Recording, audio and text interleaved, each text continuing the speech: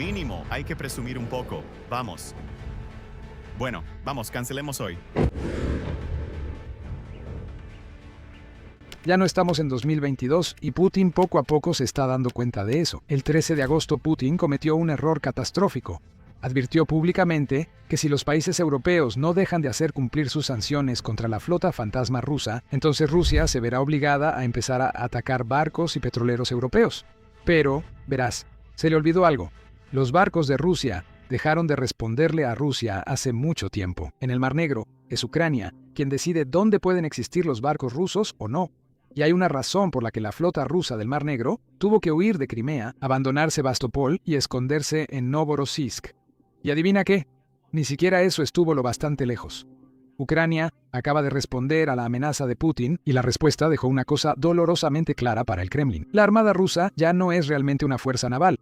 Una de las principales bases navales de Rusia está ardiendo ante los ojos del mundo y los buques de guerra rusos oficialmente no tienen dónde esconderse. ¿Y adivina qué? En medio de todo esto, recibimos un informe de que Jonady Vance personalmente tomó el teléfono y llamó a Kiev con una solicitud que nadie esperaba. Y la respuesta de Ucrania sorprendió a aún más personas. Además, por si fuera poco, Ucrania ahora está haciendo algo que no había hecho en toda esta guerra. Así que vamos a hablar de todo esto y más en el video de hoy, empezando con la noticia más importante. Como pueden ver en el informe en su pantalla, los países europeos, liderados especialmente por Italia, ahora han comenzado a hacer cumplir realmente sus sanciones. Recientemente, a principios de este mes, una fuerza liderada por Italia abordó un petrolero ruso para asegurarse de que no estuviera violando ninguna ley de la UE. Ahora, este no era realmente un petrolero ruso porque muchos barcos navegan con bandera de conveniencia, pero lo más probable es que estuviera transportando carga rusa. Ahora, por supuesto, Putin no estaba muy contento con esto porque, ya saben, cuando la gente empieza a hacer cumplir las reglas, se le dificulta más a Rusia seguir rompiéndolas. Así que Putin tuvo que salir públicamente y volver a blandir amenazas, como lo ha estado haciendo durante toda esta guerra. Básicamente, hizo una declaración diciendo, oigan, podemos hacerle la vida imposible a todos, como si Rusia no estuviera haciendo eso ya. Solo escuchen lo que dijo. Quiero llamar su atención sobre las decisiones de la Unión Europea que tuvieron lugar hace poco. Vemos que las autoridades de algunos países, en violación del derecho marítimo internacional, están tratando de limitar el movimiento de los buques de nuestros operadores económicos, buques civiles, de hecho. Y recientemente, se les ocurrió la idea de capturar nuestros barcos y vender la propiedad robada. Por supuesto, esto no es más que piratería y robo. Y si esto empieza a suceder en la práctica, tendremos que responder con acciones recíprocas. Y no necesariamente en esas aguas donde se planean ataques contra nuestros barcos, sino donde nosotros mismos consideremos necesario y apropiado hacerlo. Ahora, Putin se va a arrepentir muy pronto de estas palabras. Pero primero, es importante señalar que no solo Putin amenazaba. Teníamos a otros funcionarios rusos como el pequeño títere favorito de Putin, Medvedev, que lanzaba las mismas amenazas contra los europeos. Mira lo que dijo. Aquí está el comentario que dijo Medvedev. Aquí está su cita. Aquí está la cita. Esos perros europeos no tienen derecho a detener embarcaciones comerciales que navegan bajo bandera no rusa, pero que transportan carga en beneficio de Rusia. La gran mayoría de las embarcaciones de Europa Occidental también navegan bajo banderas de conveniencia, así que Rusia tiene el derecho de atacar cualquier embarcación comercial perteneciente a países enemigos, ya sea en nuestras aguas o en aguas neutrales, si hay razones suficientes para sospechar que transporta cualquier carga que beneficie al enemigo. Hay muchas embarcaciones así. Ahora, esta última parte, él va a arrepentirse de ello. Déjame mostrarte lo que dice. Las Fuerzas Armadas rusas son capaces de ampliar drásticamente sus operaciones más allá del Mar Negro. Ahora, no sé si Medvedev es realmente tonto o solo está fingiendo serlo. Ustedes díganme en los comentarios aquí abajo, pero estoy bastante seguro de que él sabe que no hay buques de guerra rusos ni barcos de la Armada rusa en el Mar Negro. Eso es por los ataques ucranianos. Y adivinen qué. Esto no es algo que venga solo de algún youtuber pro-ucraniano cualquiera. Esto es algo que los propios funcionarios rusos han confirmado. Echen un vistazo a este informe y tengan en cuenta que este informe es de 2024. Así que, hace aproximadamente 2 años, los ataques de Ucrania obligaron a la flota del Mar Negro de Rusia a trasladar sus buques de guerra de Sebastopol a Novorossiysk. Esto es algo que un funcionario ruso confirmó a Reuters. Ahora, Es importante señalar lo importante que fue esto cuando sucedió. La base de Sebastopol fue básicamente la base de la flota del Mar Negro de Rusia durante décadas, remontándose hasta la Unión Soviética, y Rusia se vio obligada a renunciar a eso debido a los ataques ucranianos y los drones ucranianos. Y no olvidemos que la única razón por la que esto está sucediendo es porque Putin inició la operación militar especial de 3 días. Ahora, después de abandonar Sebastopol, la Marina rusa se trasladó a Novorossiysk, básicamente a cientos de millas de esta zona. Pero desafortunadamente, como acabamos de enterarnos hace 2 días, eso no fue lo suficientemente lejos. Así que creo que la Marina rusa está como sin hogar. Ahora está sin casa. Así que, si quieren ayudarla, tal vez dejen algunas recomendaciones sobre a dónde deberían ir después. Mi recomendación es que se vayan al fondo del mar, pero dudo que la tomen en cuenta. Pero de todos modos, echemos un vistazo a este ataque ucraniano. Ahora, como saben, Rusia gasta miles de millones de dólares en difundir su propaganda, y nosotros hacemos lo mejor que podemos para combatirla, pero realmente nos sería de mucha ayuda su apoyo. Así que, si aún no se han suscrito, por favor tómense un segundo y presionen ese botón de suscribirse aquí abajo. De verdad hace una gran diferencia. En geopolítica, una sola decisión puede provocar una onda expansiva en los mercados a miles de kilómetros de distancia. Así que, si estás aquí buscando entender qué mueve al mundo, te voy a mostrar cómo los inversionistas más experimentados interpretan esos movimientos. Te presentamos eToro, una plataforma de inversión en múltiples activos donde puedes seguir a los mejores inversionistas, ver sus carteras e incluso copiar sus operaciones de forma automática.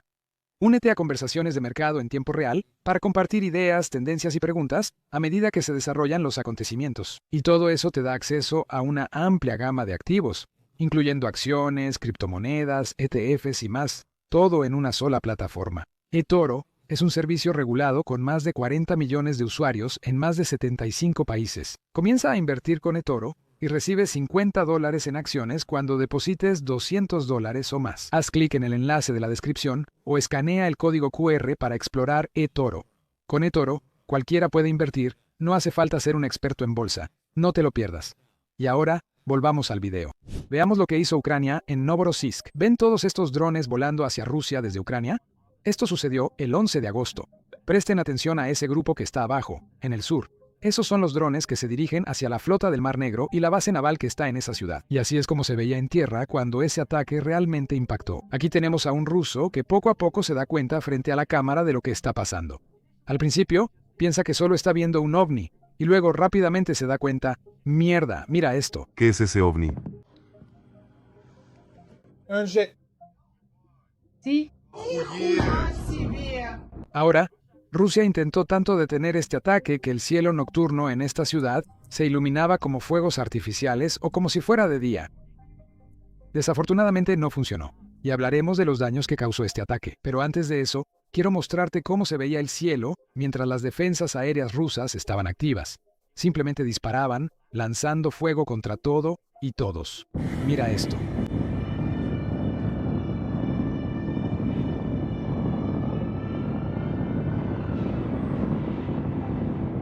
Ahora, aquí están los daños. Esto está siendo reportado por Euromaidan Press, otros medios y por supuesto es algo que el propio gobierno ucraniano anunció y los blogueros de guerra rusos lo han confirmado. Así que esta es una noticia que estamos viendo confirmada por múltiples fuentes. No es solo una parte diciendo, oye, mira el tipo de daño que causamos, pero estos son los daños. 4 diferentes buques de guerra rusos resultaron dañados en este ataque. 2 fragatas portadoras de misiles Kalibr, un buque misilero y un buque patrulla. Ahora, de hecho, tenemos los nombres. Las 2 fragatas que resultaron dañadas se llamaban Almirante Markov y Almirante Essen. Estos están entre los buques de superficie más nuevos e importantes que Rusia ha mantenido en el Mar Negro. Ambos son capaces de lanzar misiles de crucero Kalibr contra Ucrania, y estoy seguro de que probablemente lo hacían todas las noches. Esos misiles han estado golpeando ciudades ucranianas de manera regular, y finalmente Ucrania obtuvo su venganza. Esos mismos barcos que estaban atacando a civiles ucranianos ahora probablemente ya no sean útiles. Ahora, hay otra parte de este ataque que fue impactante para todos, y esto es algo que el propio presidente Zelensky confirmó. Echen un vistazo a su declaración. Por primera vez en toda esta guerra, Ucrania en realidad combinó 15 armas diferentes en una sola operación para atacar un lugar que Rusia realmente no esperaba. Ahora, en realidad tenemos una lista de cosas que Ucrania usó, así que échenle un vistazo. Y esto es algo que Zelensky publicó en Twitter. Ahora, voy a leer los nombres, pero les advierto que probablemente no los pronuncie correctamente. Así que, estas son las compañías y drones que participaron en esta operación. Planintia, Pleco, Bars, Long Neptune trabajó en conjunto, y junto con Mitch Firepoint, esta es la empresa importante de la que se habla mucho. Ramsav, Sitchin, Trust, Cario, Grover, Litnui y drones Dove Bush. así como las embarcaciones de superficie no tripuladas Sargon y Mamai. Ahora, aquí hay un detalle importante en todo esto. Todas estas compañías, todos estos drones y misiles son de producción nacional, así que están siendo diseñados y fabricados en Ucrania. Y eso importa porque si son de producción nacional, Ucrania realmente no necesita pedirle permiso a nadie para atacar algo.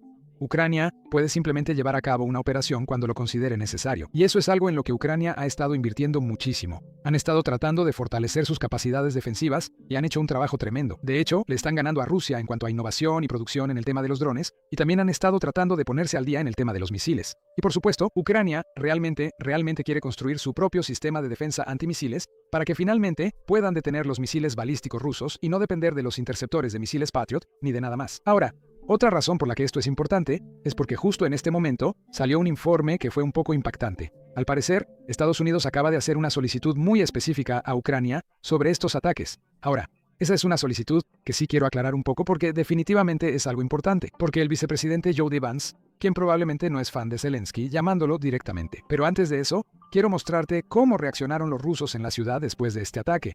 Entonces, ¿cómo reaccionaron los rusos en Novorossiysk tras todos los daños que causó Ucrania? Mira esto. En tu pantalla puedes ver la mañana siguiente. Esto fue la mañana después del ataque. El ataque ocurrió durante la noche, y el ataque fue tan masivo que el humo todavía cubría la ciudad al día siguiente, mientras los rusos despertaban, iban al trabajo y podían ver todo eso. De hecho, también tenemos un video de una mujer rusa reaccionando a todo lo que tenía frente a ella. Así que, mira esto. Me parece que nunca ha habido una noche como la de hoy en Novorossiysk, ni en ninguna parte de nuestra región. Sí, nunca han habido una noche así. Fue absolutamente aterrador. Murieron personas y muchos edificios se incendiaron. Eso es simplemente horrible. Siempre he sido yo. No lo sé, un poco más relajada al respecto. Y esta vez, bueno...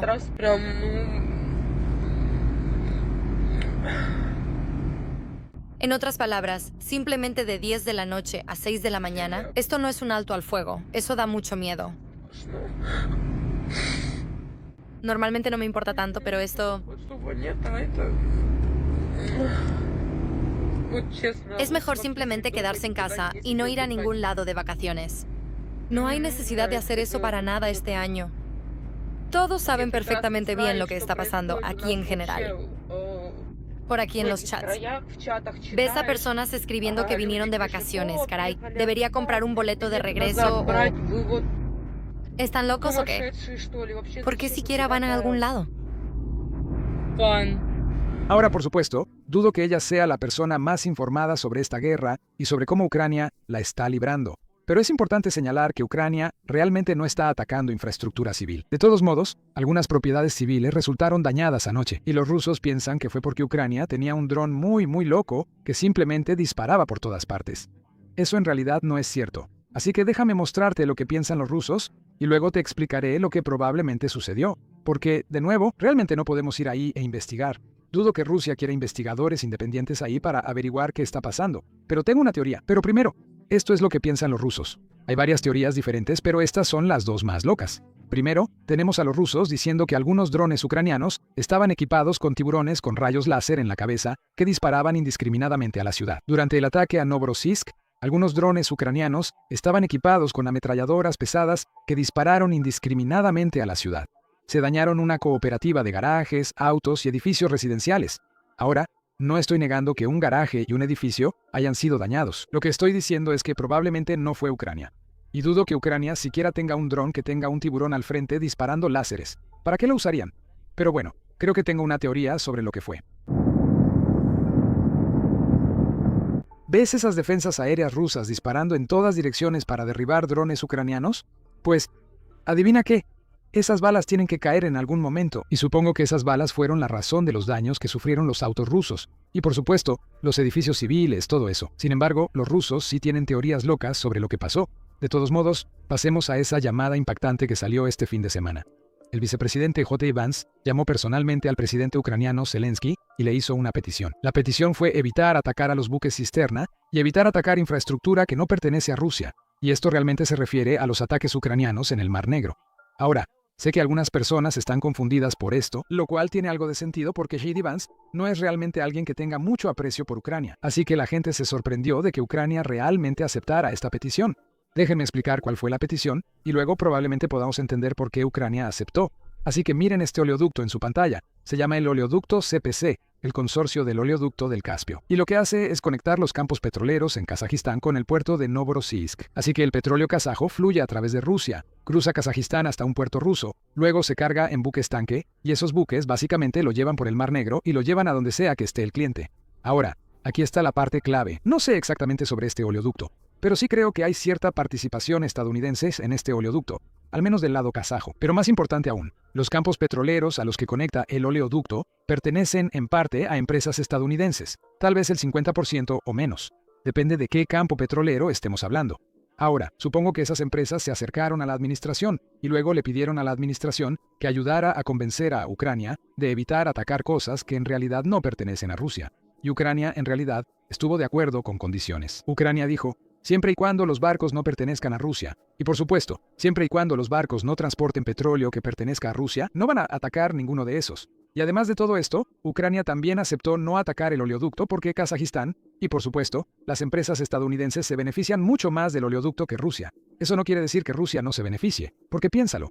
Si hay un oleoducto que pasa por tu territorio, probablemente estás cobrando algún tipo de tarifa. Así que Rusia probablemente está ganando algo de dinero. Probablemente no tanto como si estuviera vendiendo su propio petróleo. Pero Rusia probablemente está ganando dinero, pero otros países también están ganando dinero. Así que Ucrania ha aceptado no atacarlo por ahora. Pero siento que si en el invierno Rusia empieza a atacar la infraestructura energética de Ucrania, sería un objetivo legítimo, especialmente si es sobre territorio ruso. Pero aún así, este informe fue impactante incluso para mí, porque uno no pensaría que Joe Vance y Zelensky realmente tuvieran una buena conversación. Por cierto, es importante señalar que a principios de este mes, o el mes pasado cuando Zelensky visitó la oficina oval, si ves todas esas fotos, Joe Vance en realidad no estaba en la oficina ni en la reunión, y esa reunión salió bastante bien. Así que eso te dice algo sobre por qué la primera reunión no salió bien y quién empezó la pelea. Pero sigamos con la historia, porque esa misma noche, los drones ucranianos también fueron a otros lugares y empezaron a atacar refinerías rusas. Y eso significa que las filas para la gasolina han vuelto a Rusia. Ahora, antes de que cubramos esa historia, tengo algunos memes para ustedes que quiero compartir. Y como saben, la regla es bastante simple. Si disfrutan los memes, denle al botón de suscribirse aquí abajo. Nos ayuda muchísimo. Si ya están suscritos, solo denle al botón de me gusta. Así que vamos con esto. El primer meme que tenemos en realidad es sobre la historia que acabamos de cubrir. Y el meme dice: Vance llamando a Zelensky diciendo: oye, deja de volar los tanqueros. Zelensky está de acuerdo y luego vuela al puerto para que no se cargue petróleo en el tanquero. Solo es un meme, chicos. No es la verdad. Ucrania en realidad atacó la base naval, no el puerto civil. Una distinción importante que me gustaría señalar. Sé que arruina el chiste, pero bueno, aquí tenemos el segundo meme que es de un restaurante ucraniano o de algún lugar en Ucrania. Dice: en caso de un ataque con misiles, métete debajo de este urinario. Hasta ahora nadie ha podido atinarle. Creo que los hombres lo entenderán. Es un chiste asqueroso, pero lamentablemente es la verdad. Y el último es un poco largo, pero es una buena historia. Es una conversación entre Stalin y Putin. Primero, Stalin dice: camarada Putin, ¿por qué invadiste Ucrania? Putin responde: porque Ucrania no existe. ¿En serio?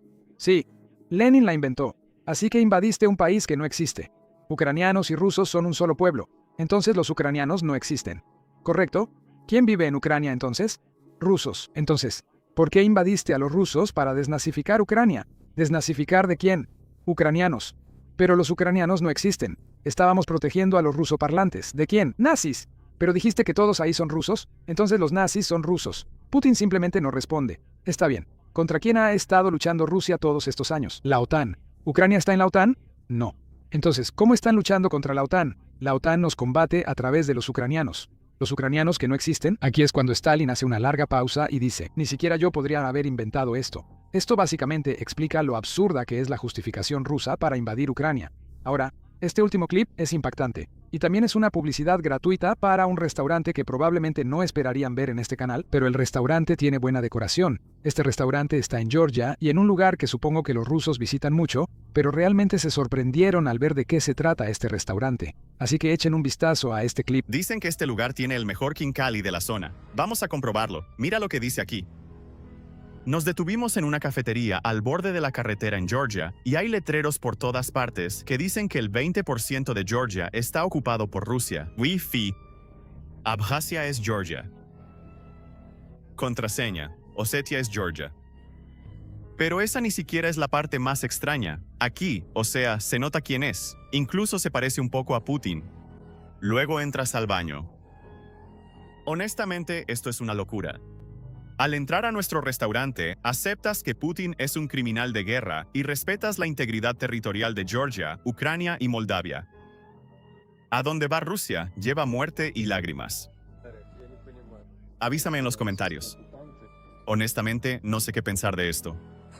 Luego, como mencioné antes, los memes, Ucrania ha reiniciado su campaña de lo que me gusta llamar sanciones de largo alcance contra las refinerías rusas. La más reciente es esta, la refinería de Orsk. Esta refinería está ubicada aproximadamente a 1.400 kilómetros de las líneas del frente. Creo que esos son unos 900 millas. Y tiene una capacidad de procesamiento de 6 millones de toneladas de crudo por año. El daño que están viendo en su pantalla es tan grave que el gobernador de la región tuvo que salir y básicamente declarar una emergencia pública. Esto es lo que dijo. El gobernador de la región de Orburg, en Rusia, dice que la refinería de petróleo de Orsk ha quedado fuera de servicio por alrededor de 6 meses después del ataque ucraniano. Dijo que el equipo clave dañado era importado y que reemplazarlo bajo las sanciones internacionales tomará un tiempo considerable. Se les dijo a los residentes que se prepararan para el peor escenario posible. Desde ayer, la región de Orenburg ha impuesto estrictas restricciones de combustible, incluyendo un límite por cliente y una prohibición de llenar bidones, y días pares e impares para cargar combustible según el número de matrícula del vehículo. A esto ha llegado el segundo ejército más fuerte. Y lo más importante, este es un país que tiene las segundas mayores reservas probadas de petróleo, y ahora tiene que implementar lo que se llama racionamiento de petróleo. El invierno realmente se acerca para Rusia. Ahora, por supuesto, no son solo las refinerías a las que Ucrania está atacando. Hace apenas 2 días también destruyeron otro almacén de Wildberries. Mira este video. Drones ucranianos arrasaron uno de los almacenes más grandes de Wildberries, una instalación de 150 metros cuadrados, y así es como se veía mientras ardía. Ahora, aquí tenemos el bingo de Wildberries que mucha gente está jugando en línea. Y quiero señalar algo interesante aquí. Cuando empezamos a jugar este bingo, digamos hace 2 semanas, tal vez hace 4 semanas, solíamos ver solo los 10 principales almacenes de Wildberries. Y luego los ataques ucranianos continuaron. Así que empezamos a ver los 20 principales. Y ahora se ha extendido hasta los 30 principales. El bingo simplemente sigue haciéndose más y más grande porque Ucrania sigue atacando más y más cosas. Ahora, de los 20 principales, conté que 18 de ellos han sido atacados. Y 17 de ellos han sido básicamente destruidos. Tal vez 15, dependiendo de cómo lo cuentes. Pero el daño es bastante grave. Muchos de estos almacenes básicamente tendrían que reconstruir todo el lugar. Y no olvidemos, lo que está dentro también se está perdiendo. Y eso está creando más problemas para el público ruso y, para el gobierno ruso también. Ahora, mientras todo esto sucede, Putin también se está preparando para la movilización. Y algunos rusos ya están recibiendo sus citatorios. Y así es como están reaccionando. Aquí tenemos a un hombre ruso que básicamente está recibiendo su citatorio militar y lo publica en línea, mostrando su reacción, tratando de averiguar qué puede hacer. Tal vez solo debería salir del país. Échale un vistazo. Esto es una locura. Hoy recibí una citación para el servicio militar. Tengo 38 años. Hoy abrigo sus Lugi, revisé mis notificaciones, la abrí y ahí estaba. Por favor, preséntese en la oficina de reclutamiento militar a más tardar en tal fecha. Si no te presentas, enfrentarás sanciones como la prohibición de realizar trámites de registro, suspensión de tu licencia de conducir, restricciones para viajar, y así sucesivamente. Hoy, creo que me quedan unos 6 días para ir a la oficina de reclutamiento. Adjuntaré la citación para que puedas verla. Ahora la pregunta principal es, ¿por qué es esto? ¿Quién necesita esto? Y tal vez alguien ya haya recibido una citación como esta. Admítelo. Por favor, cuéntame qué me espera después. Ahora, quiero mostrarles otra historia sobre las citaciones militares que están saliendo en Rusia. Y esta es una historia triste sobre cómo la gente rusa y la gente ucraniana están tan conectadas. Tenemos familias que tienen personas viviendo en ambos lados y apoyando a bandos distintos. Así que sí, inesperado, único. No sé cuál es el adjetivo correcto, pero mira esta historia. Es realmente impactante. Mi prima de Moscú llamó por primera vez en mucho tiempo, acusándonos de no querer hacer concesiones. El motivo de la llamada fue que su esposo recibió una citación, así que fueron juntos por si acaso. Mientras estaban sentados en la fila, las chicas no volvieron a salir después del examen médico. Fueron movilizadas y su esposo lo evitó temporalmente porque llevó un certificado sobre su hija con discapacidad. Pero le dijeron que el autismo de su hija no es un motivo de aplazamiento al 100% y que lo enviarán a Kuzmin y algún lugar para entrenamiento en 2 semanas. Esto, a pesar de que ambos tienen pasaportes ucranianos, han estado viviendo en Moscú desde 2011. Ella dijo que el 70% de los que van a la oficina de reclutamiento militar no regresaron. Y todos los lamentos y quejas de madres y esposas fueron interrumpidos bruscamente por la policía. Así que sí, esta es la realidad. Definitivamente una historia impactante, considerando cómo están relacionadas las personas en ambos lados. Pero además de eso, la movilización aún no ha ocurrido. Es probable que la gran movilización suceda después de las elecciones que se llevarán a cabo en septiembre.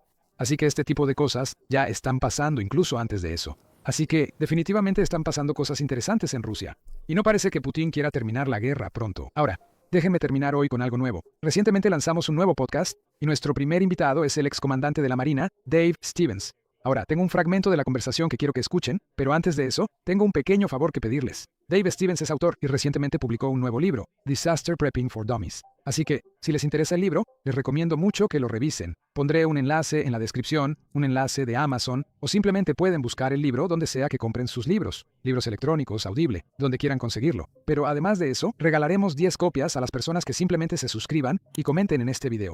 Así que, dejen un comentario aquí abajo y definitivamente revisen el libro si les interesa. Y ahora, aquí tenemos un fragmento de nuestro primer episodio de un podcast completamente nuevo. Aquí tenemos un fragmento de un dron Que está evadiendo misiles de defensa aérea rusos. Al menos eso es lo que yo veo. Pero tú puedes compartir lo que ves. Tienes una visión mucho más experimentada. Es un sistema Pantsir de misiles de corto alcance que están diseñados para proteger objetivos, pero también algunos de los cohetes más grandes como el S-300 y el S-400. Esto es bastante loco. Puedes ver que el dron giró, pero en realidad voló a través de la estela.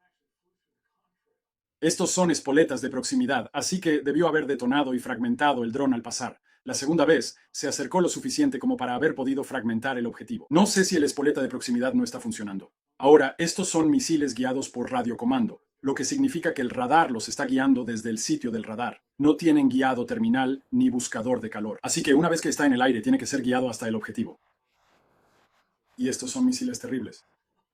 Al principio pensé que estos podrían ser el nuevo Pantsir, que tiene estos nuevos mini misiles. En lugar de 12 de 2 etapas puedes poner 48 de estos pequeñines específicamente para drones, pero tienen un alcance máximo de 4 millas contra 20 y creo que estaban demasiado lejos. Así que estos son misiles normales que deberían poder alcanzar un dron.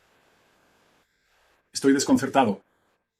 Excepto por un error masivo del operador, o que los misiles realmente estén fallando, que no guíen bien, que no sigan las órdenes o que no activen la espoleta. Y la ojiva es la misma que la de un IM-9 Sidewinder que llevábamos. Es lo que llaman una ojiva de varillas expansivas. Cuando explota, estas varillas básicamente forman un círculo gigante que se expande para cortar aviones o drones, además de la onda expansiva y fragmentos. Así que la espoleta de proximidad debió haberse activado, especialmente en el caso donde él vuela a través de la estela. Sí.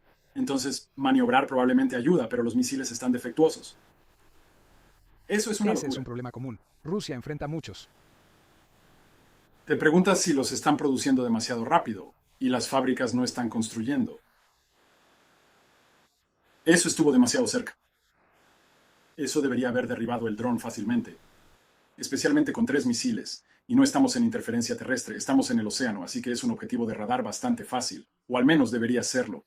Bienvenidos al nuevo podcast a todos. Hoy tenemos al excomandante de la Marina de los EEPU, David Stevens. También fue oficial de operaciones de ataque en el Golfo Pérsico y ahora es autor. Bienvenido al podcast, David. Muchas gracias, Sam, lo aprecio. Entonces quiero empezar con lo que acabamos de hablar. ¿Cómo pasas de ser un planificador de ataques y piloto de un F-18 a escribir un libro sobre preparación para desastres? Esa es una buena pregunta. La primera mitad de mi carrera consistió en gran parte en planear y ejecutar desastres. Así que, y estoy muy orgulloso de mi servicio, tuve una muy buena carrera, pero pensé que en la segunda mitad sería bueno trabajar en prevenir algunos desastres globales, o al menos prepararse para ellos.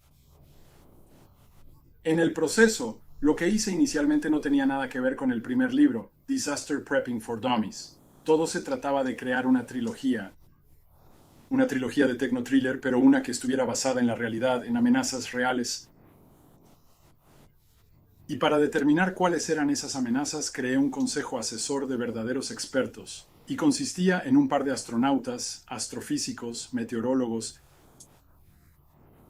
un agente de la CIA, un agente del Mossad, un almirante encargado del desarrollo de sistemas de armas, y utilicé su inteligencia para averiguar cuáles eran los 7 principales, eso fue lo que obtuvimos, los 7 principales, potencialmente apocalípticos, pero definitivamente desastres globales. Y los clasificamos según las consecuencias y la probabilidad. Así que eso fue todo. Lo publiqué, El libro le fue bastante bien. Ahora estamos trabajando para tratar de llevarlo a una serie de televisión, pero lo que pasó después fue que mi agente literario empezó a presionarme para que escribiera un libro de no ficción. No tenía intención de hacer un libro titulado Disaster Prepping for Dummies, pero él me convenció, y fue muy divertido, ya que ya teníamos la experiencia acumulada del consejo asesor. Así fue como sucedió. Eso tiene sentido. Entonces, suena como si fuera muy... Tal vez me equivoque. Es como un libro académico.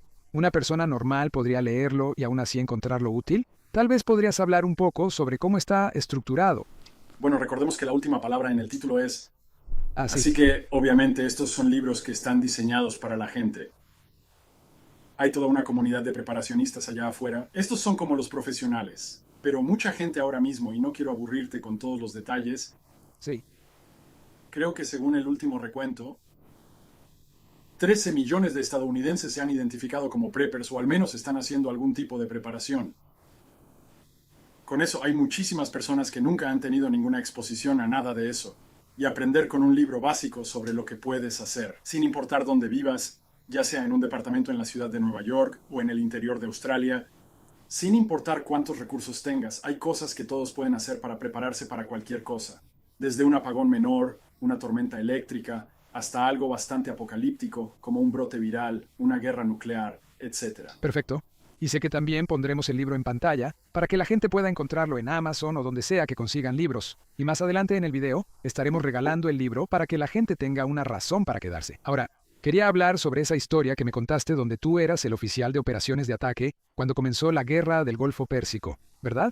¿La primera guerra del Golfo? Sí, así que tal vez puedas compartir esa historia con todos los demás y tu experiencia.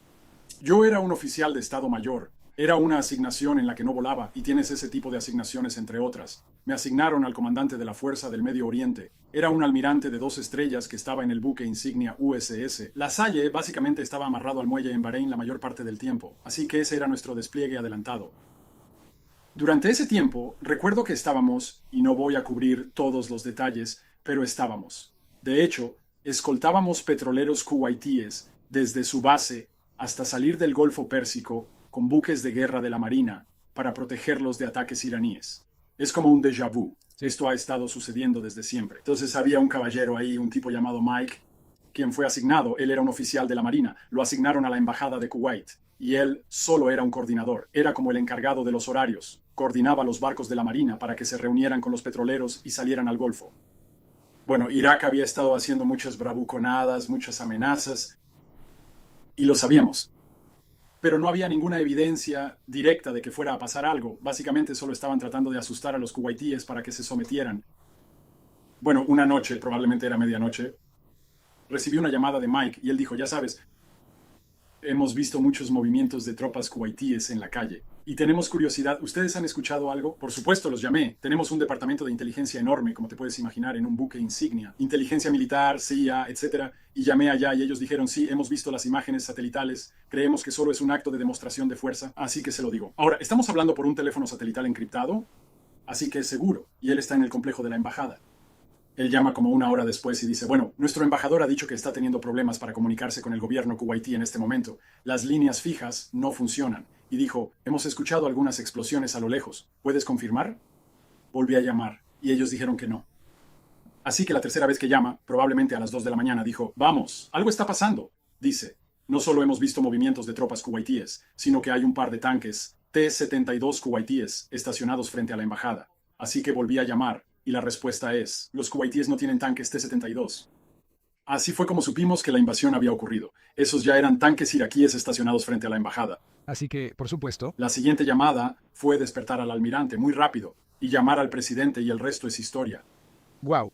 Así que, técnicamente hablando, fuiste la primera persona en... Bueno, no la primera, pero sí de las primeras en confirmar. Hay una invasión. Y ya estaban en la ciudad...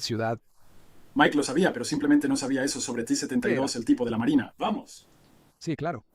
¿Está bien? Ahora, ya que estamos hablando de barcos iraníes, esto sigue ocurriendo. Y de hecho, recientemente, Ucrania atacó un barco iraní que estaba transportando, creo, componentes de drones a Rusia. Y luego, Irán dijo que va a atacar a Ucrania. Y mencionaste un punto interesante. ¿Viste la reacción de los medios? Hemos estado cubriendo mucho la reacción de los medios. Pero ahora, Ucrania también tiene la capacidad de atacar a Irán. No es solo Irán quien puede atacar a Ucrania. Sí, Si quieres escuchar el resto de la conversación, puedes hacerlo haciendo clic en la pantalla final en tu pantalla, haciendo clic en la tarjeta de arriba o haciendo clic en el enlace en la descripción. O puedes simplemente buscar el nombre del podcast que pondré en la pantalla en cualquier lugar donde escuches tus podcasts. Planeamos hacer un episodio cada semana, una entrevista completamente nueva donde aprendo muchas cosas. Y solía tener estas conversaciones solo detrás de cámaras, pero quise compartirlas porque son muy educativas. Eso es todo lo que tengo para ustedes. Mi nombre es Sam y nos vemos en el próximo video.